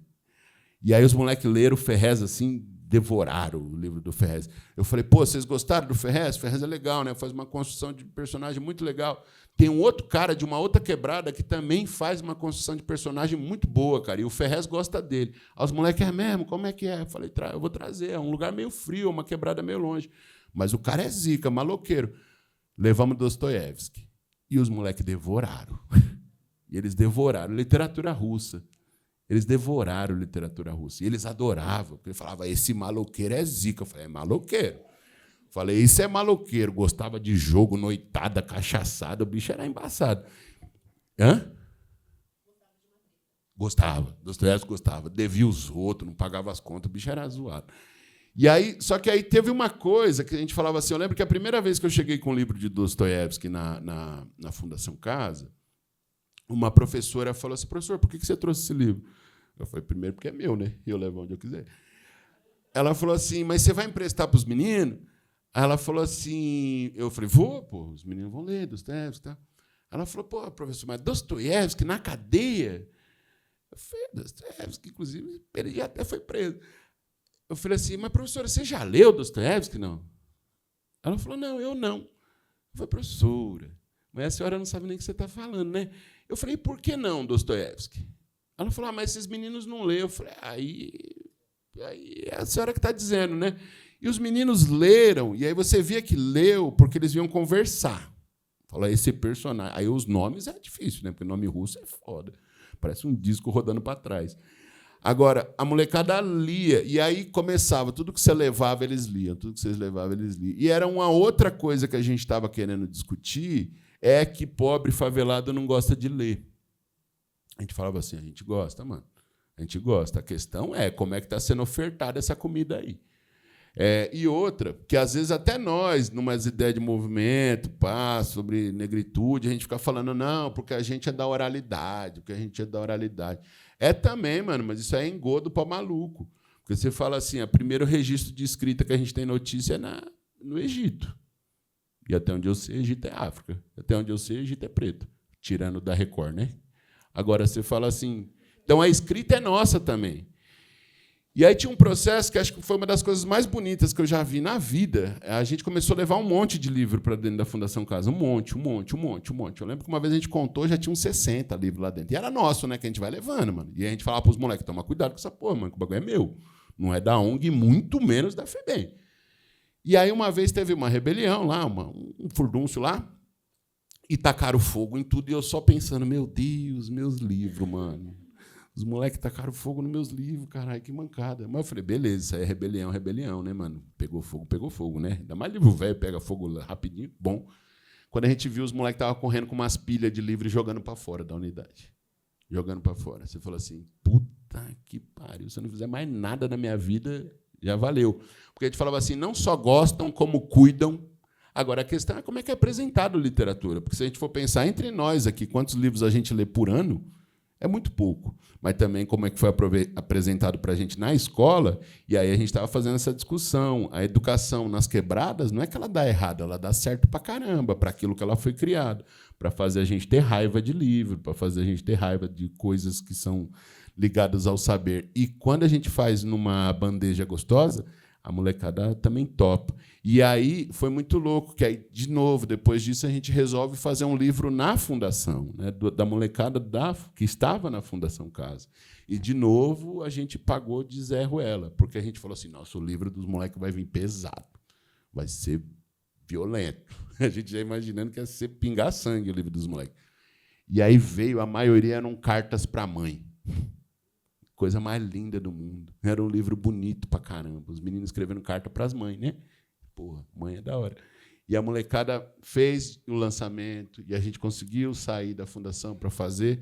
E aí eu lembro que um menino falou assim, a gente ficava sempre se questionando, falava assim, porra, a arte na privação de liberdade, como é que é isso, pá, não sei o quê, era uma questão para a gente o tempo todo, né? Ainda mais para a gente que não concorda com cadeia. Até um dia que o moleque falou assim, professor, sai dessa brisa, porque enquanto vocês estão dando a oficina aqui, essas 2 horas de oficina a gente não está mais na cadeia. Quando vocês estão falando de arte, a gente vai para outro canto, mano. O barato tem essa função para a gente. A gente falou, mano, é louco, né? E aí tem uma coisa que a gente foi entendendo, nesse momento que a gente falava assim, a arte é a porta de saída, pelo menos uma das, né? E não é uma coisa que a gente precisa inventar, é uma coisa que já está posta, já é uma coisa nossa. A gente faz arte desde sempre, mano. Tem um filho lá de 2 anos, Ave Maria, pelo amor de Deus, ele fica inventando umas maluquices e conta história, e toca tambor, joga um tambor na mão de criança, ela tira a onda. Agora, tem uma coisa que a gente fala assim, talvez também para a gente conseguir ofertar, né, essa discussão, esses questionamentos, a gente se questionava e se questiona o tempo todo, até hoje, falar assim, tá, a gente, os profissionais, o que a gente está bebendo? A gente está se alimentando do quê também? O que a gente está lendo? O que a gente está vivendo? Em que show que a gente foi? Em que teatro que a gente foi? E que maluquice que a gente também. Porque a gente não dá para o outro aquilo que a gente não tem. E aí eu estou ligado também, né? Porque estou aí nessa área também, que dinheiro é sempre um bagulho, né? É sempre uma questão, mano. Sempre uma questão, sempre uma questão. Não tem dinheiro nem para comprar comida direito, quem dirá para ir para teatro. Agora, nos serviços, quando a gente ia propor isso no CRECA, mas na Fundação Casa também tinha isso, quando a gente ia propor ampliar a rede, né, das nossas relações e para propor vivências e um outro circuito para a molecada girar, a gente falava assim, pá, dentro da assistência social, o recurso é esse aí que nós está ligado, né? O recurso e a forma de utilizar também, às vezes, eu acho. Mas é outra conversa. A gente falou, e as outras secretarias, como é que estão? E aí a gente ia dar uma olhadinha, por exemplo, para a Secretaria de Cultura, aí aqui no caso de São Paulo, tá? A gente falou assim, tinha 2 programas que eram muito interessantes assim, naquele momento, um do município de São Paulo, e um do Estado de São Paulo, do governo do Estado, que era o programa VAI, que era um programa de valorização de iniciativas culturais, que financiava coletivos culturais de periferia. E o PROAC, que é um programa estadual, né, que é do Estado de São Paulo inteiro, que também financiava coletivos de arte. E uma das demandas que a gente sabia que esses coletivos tinham era lugares para fazer suas oficinas, fazer suas atividades, seus espetáculos. Não tinha público, às vezes. A gente falava, bem, eles não têm público, nós não temos público. Eles não têm dinheiro, nós também não. E a gente falava assim, então a gente começou a fazer uma trança de chamar essas coletividades para dentro do serviço, porque eles já estavam financiados por uma parte, mas faltava público. A gente tinha um público e não tinha um financiamento. Então, é umas tranças também que a gente falava assim, uma das coisas que me parece que são essenciais nos nossos serviços, seja lá onde a gente estiver, é um tantinho de criatividade, né? Para conseguir enxergar também para além do que está posto. Porque, na moral, se a gente olhar para o serviço social só como ele está posto, e ele tem a sua importância fundamental, ele não vem dando muito certo, ao mesmo tempo que ele é super importante. Fica tranquilo, cresce, está suave. Agora, ao mesmo tempo, a gente precisa ampliar. E é isso que a gente vem fazendo o tempo todo, inclusive o serviço social. Ampliar para além do que está posto. E a gente falava assim, um dos jeitos também para fomentar a nossa capacidade de ver coisa para além do que está posto, se não for usar droga, um dos jeitos é arte, enxergar para além do que está lá. E aí, isso a gente falava assim, então não dá só para propor isso para a molecada. Nós, profissionais, precisamos beber disso aí também. Então, aí a gente começa também, né? Aí vai para slam, vai para teatro, vai para não sei para onde, vai para beira de campo, que é tipo, é arte, né? Batucada. Vai para os sambas, vai para os terreiros, vai para não sei o que lá, para também os profissionais aumentarem o seu repertório, para a gente conseguir beber de outras coisas. É importante ler uns textos chatos da Yamamoto, mas é importante ler outros bagulhos. Zé Paulo Neto, pelo amor de Deus, ninguém aguenta mais. Agora, Deus é mais. Agora, vamos ler outras coisas, vamos se divertir com outras poesias que é coisa nossa também. Tudo bem até aqui? Vocês estão quietos? Fala comigo, pô. E aí, tem uma coisa que a gente fala... a gente foi percebendo, então, que essas possibilidades de trabalho com a arte foi mexendo numa das coisas, né, que é a potencialidade dessa molecada, essa molecada se sentir parte do processo de resolução dos problemas. Isso foi mexendo em autoestima da molecada, porque você coloca um MC no palco, ele fica maior que o mundo, ele fica gigante. Naquele momento, ele é o Deus do bagulho, e ele é mesmo. E outra coisa que a gente falava assim, a arte é um jeito de mexer nessas dores, mano, de uma forma mais delicada, sem precisar, fale aí da sua vida. A mãe morreu. A mãe, mano, é horrível, mano, fazer desse jeito. E a arte era um jeito de, inclusive, lidar de forma mais carinhosa das dores, das raivas. E era um jeito dessa molecada expressar a raiva que eles estavam sentindo sem se prejudicar. A gente falava, mano, quando você dá uma porrada nos outros, quando você dá uma facada, meu irmão, fala, olha, você vai se prejudicar também. Não estamos falando para você não colocar a raiva para fora, mas talvez coloque ela de outro jeito, mano. E aí também não dá para reclamar que o poema está muito violento, né? Porque senão também nós estamos de tiração. E aí é óbvio que isso resolve uma parte do problema, isso encaminha uma parte do problema. Mas a gente foi percebendo ao longo do caminho que as nossas relações foram ficando muito melhores, né, com a molecada, porque tinha uma legitimação do saber deles, das dores deles, e olhar para essa molecada enquanto potência. E não só para a molecada, né, para os territórios que a gente vive, para sair dessa lógica de que os territórios que a gente vive, e que essa molecada também vive, só deve ser ou objeto disso que a polícia fez no Rio de Janeiro agora, essa semana, que é um absurdo. É um absurdo isso que aconteceu. Então, você fala assim... Tem uma coisa que, se a gente não consegue olhar para esses territórios enquanto produtores de potência, beleza, criatividade, tecnologia, filosofia, a gente, enquanto sociedade, vai aceitando que esses territórios só devem se fazer esse tipo de coisa que foi feito agora. Porque eles são os territórios perigosos, eles são os territórios produtores de bandido. E a gente fala assim, né, porra, vivi 35 anos na Brasilândia. Fala, meu irmão, aquele bairro tem 300 mil habitantes. Eu duvido que aqueles busão todo dia de manhã está saindo com gente para roubar. A maioria de nós é trabalhador, a gente sabe disso. E mesmo que fosse bandido, não é para isso. Então, no nosso tamaninho, né, trabalhando com a molecada e com as famílias, no nosso tamanho muito pequenininho, né, porque a gente é pequenininho, mas a gente foi tentando pensar essas coisas e fazer essas intervenções a partir dessas lógicas, não só como produtores de problema, como produtores de solução, criativos pra caramba, porque essa molecada é criativa. Criança é foda, mano. Criança é criativa. E as nossas também. Agora, contrariando uma certa perspectiva hegemônica que se tem nesse país, que essas crianças, mas não só as crianças, nós, né, pessoas pretas, somos produtores de violência. Esse país encara a gente assim desde o início. Desde o início. Então, se fala assim, o que atravessa o campo da infância não é só da infância, é nós, tudo. Disseram o tempo todo, né, que a gente era mais violento pelo tamanho da nossa cabeça, mais propenso ao crime.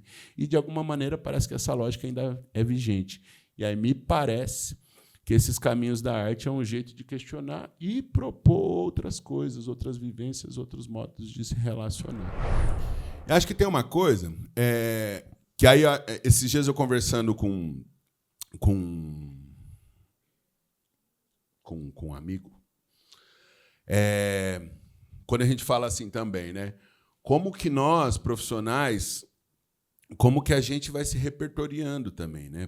Para poder estar nesse campo, poder atuar nesse campo, poder se envolver nesse campo que a gente trabalha, né? E aí o recurso é sempre pouco, é sempre escasso, falta dinheiro para tudo. Ao mesmo tempo, como eu disse, como é que a gente usa o recurso que tem? E aí, esses dias, eu vi de longe, não acompanhei de perto, mas, quer dizer, acompanhei mais ou menos, um serviço que a Fernanda ali conhece, minha parça, e a Bruna também, um SPVV lá da Brasilândia, tem a tal da verba das horas técnicas, né? Aí o CREAS pira. Que aí fala assim, a gente fica chamando um monte de gente para dar as formações, papapá, né? Tal, legal, pai, fazer supervisão, importante. Me chama, inclusive, preciso pagar as contas. Agora, eu achei muito legal, porque eles chamaram, além de eles fazem as supervisões deles também, com uma pessoa incrível, que é a Sandra Paulino, que é uma pessoa incrível. Mas eles chamaram para as formações deles, por exemplo, uma mestra de jongo. E aí, cara, você fala assim, o SPVV está chamando uma mestra de jongo para dar formação? Pô, é óbvio, é claro, por que não? E aí é uma coisa maravilhosa, né?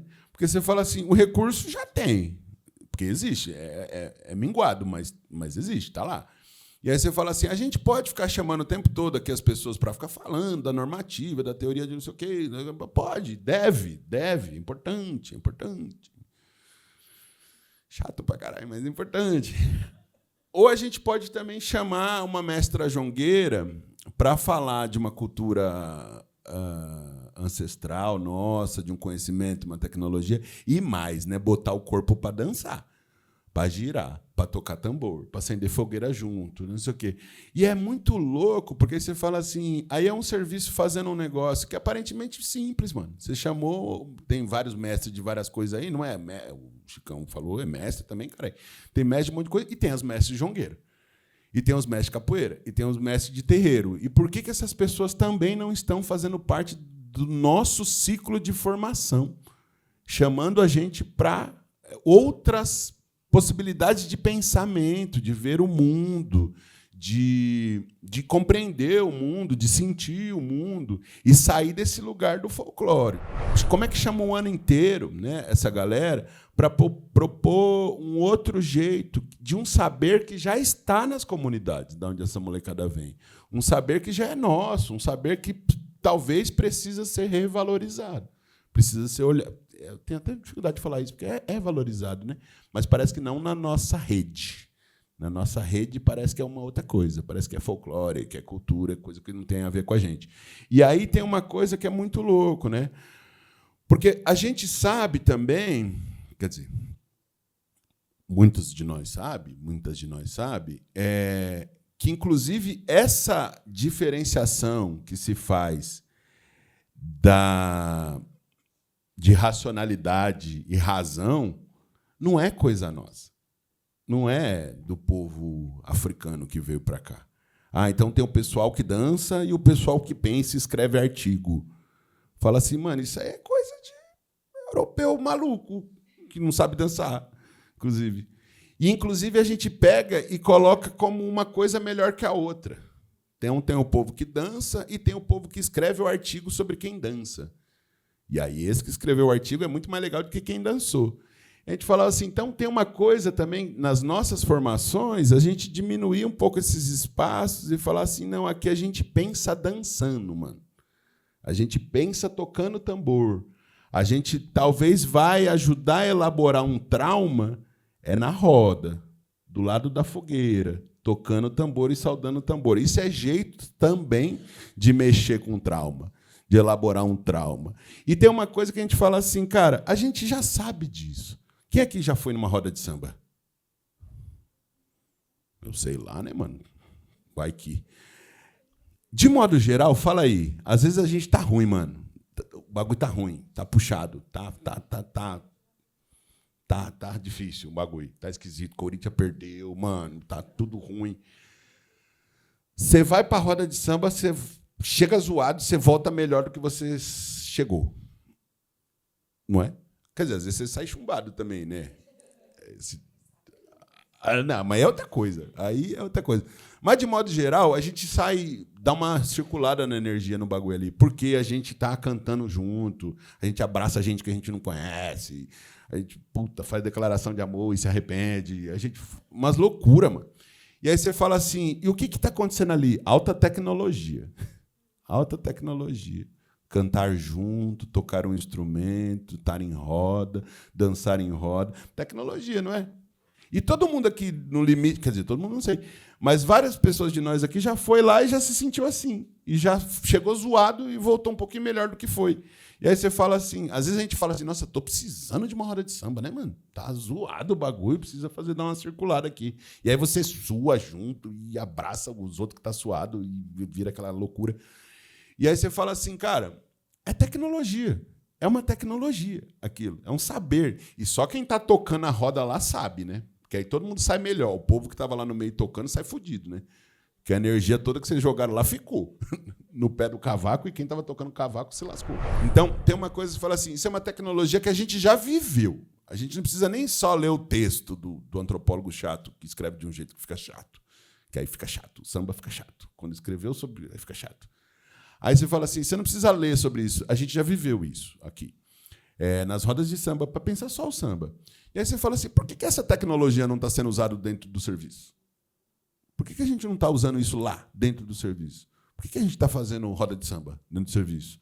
Esses dias, um pessoal de um outro serviço ali de São Mateus falou assim, é um barato, né? Tem um serviço aqui do lado de proteção a mulheres vítimas de violência, que eles colocaram agora, toda sexta-feira tem uma roda de samba das mulheres. E as mulheres que estão lá.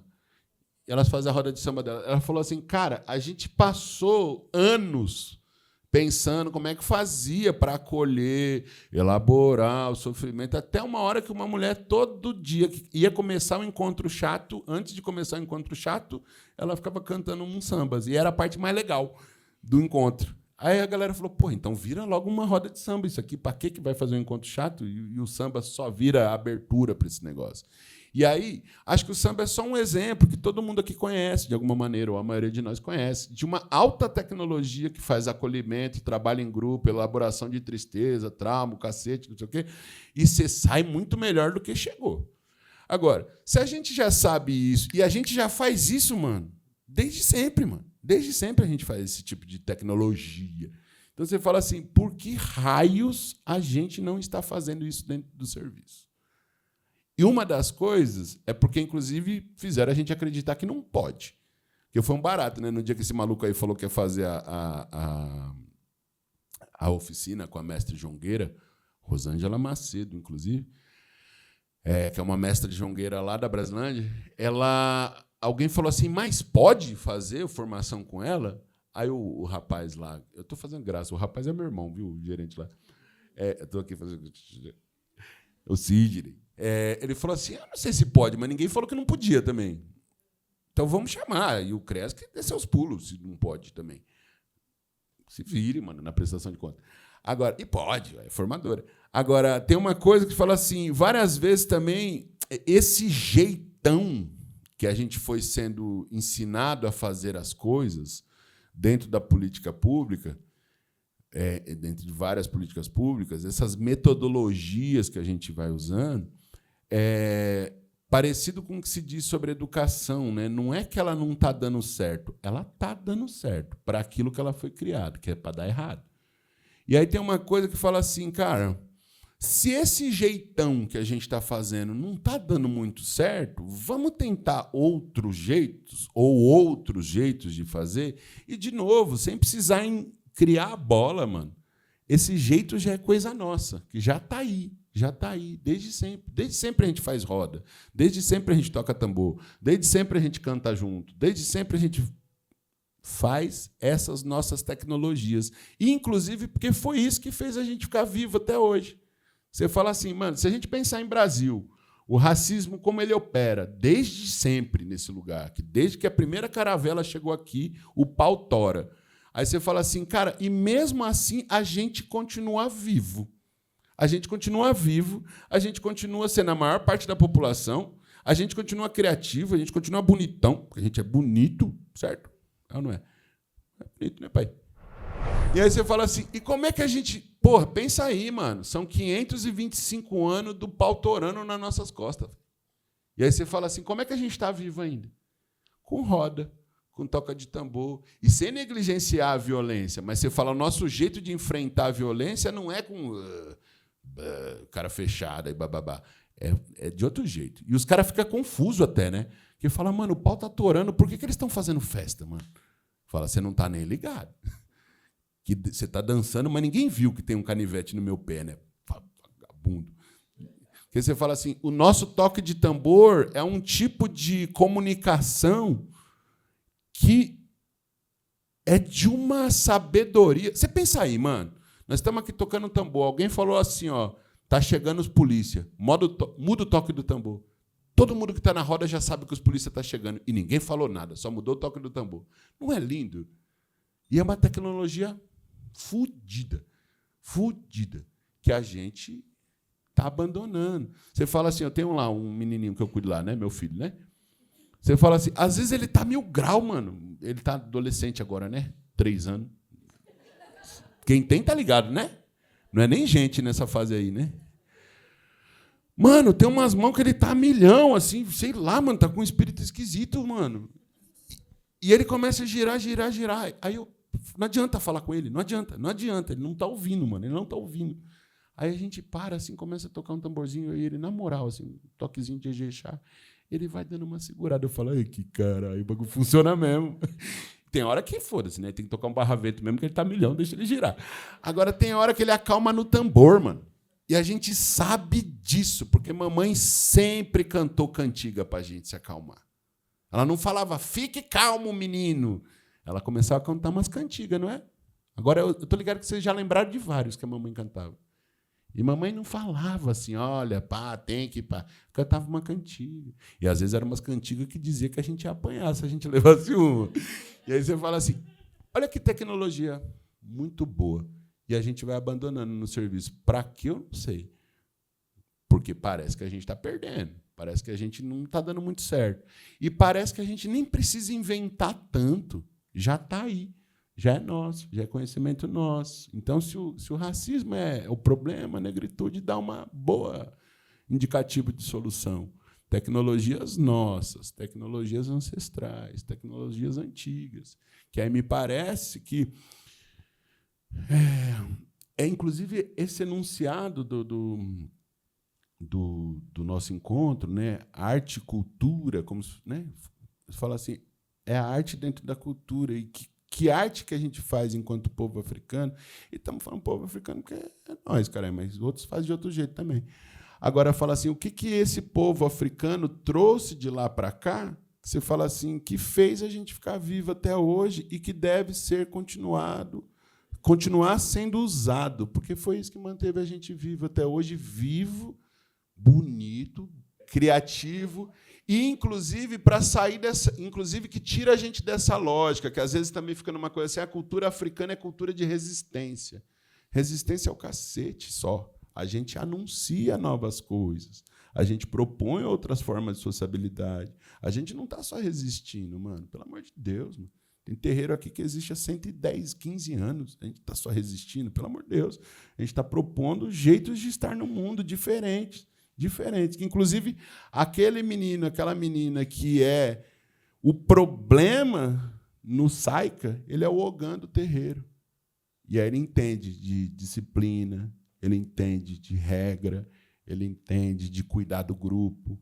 Agora, talvez o jeito que ele está sendo abordado no serviço que está errado. Errado na nossa perspectiva, que quer ele vivo. Para quem quer matar ele igual mataram no Rio de Janeiro, talvez está tudo bem. Tudo bem, gente, até aqui?